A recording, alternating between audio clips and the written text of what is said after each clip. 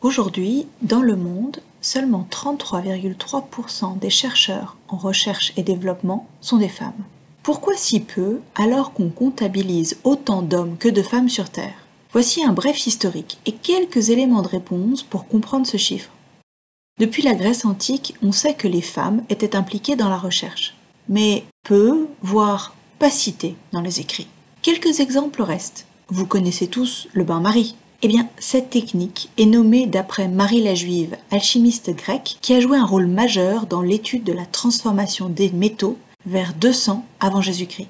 Au Moyen-Âge, malgré l'ouverture des premières universités, Bologne, Oxford ou Paris, au XIe siècle environ, seules les femmes qui entrent dans les ordres ont accès à l'éducation ainsi qu'à des activités de recherche.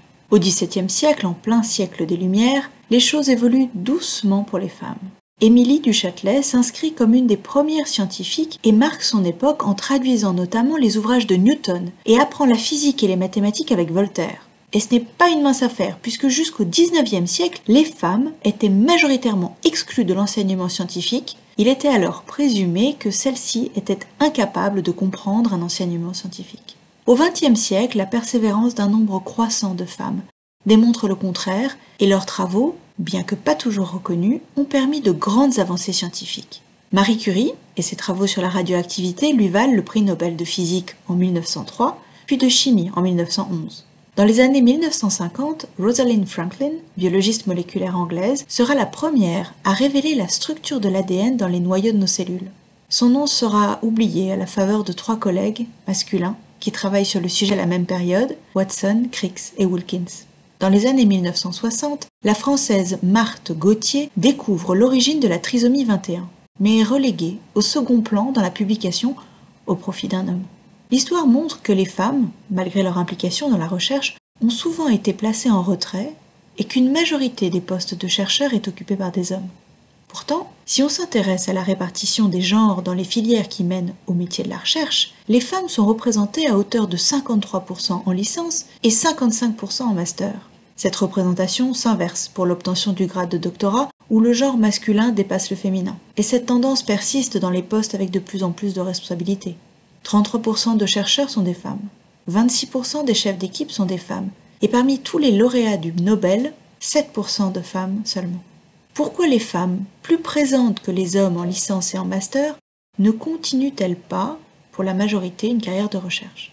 Ce choix est fait très tôt dans la vie. En effet, des études qui interrogent de jeunes élèves révèlent que le genre des métiers est stéréotypé. Pour les plus jeunes, être institutrice ou infirmière, c'est un boulot féminin. Alors qu'au contraire, être pilote d'avion ou ingénieur, c'est un métier d'homme. Ces croyances cloisonnent, de façon plus ou moins consciente, le futur et les choix de carrière. Ces idées reçues s'expliquent d'une part par l'histoire, où la femme a été mise en retrait dans les sciences, étant considérée comme incapable de faire comme l'homme, et d'autre part par l'observation, encore aujourd'hui, que les hommes occupent les postes les plus hauts. Ces croyances sont donc maintenues, pas seulement dans le collectif sociétal, mais aussi dans les croyances personnelles et parfois inconscientes des jeunes femmes qui se posent des questions sur leur avenir et sur leur projection à ces postes scientifiques. N'oublions donc pas que tous les métiers sont possibles, quelle que soit la façon dont nous nous identifions. La recherche est un monde de création, d'audace et de pugnacité. Il faut être curieux, malin et persévérant, et en aucun cas être un homme ou une femme pour être un bon chercheur. Et si cette morale fonctionne pour la recherche, elle marche aussi pour tous les métiers, que ce soit institutrice ou infirmier. Alors n'hésitez plus, et à bientôt sur Du 9 Docteur.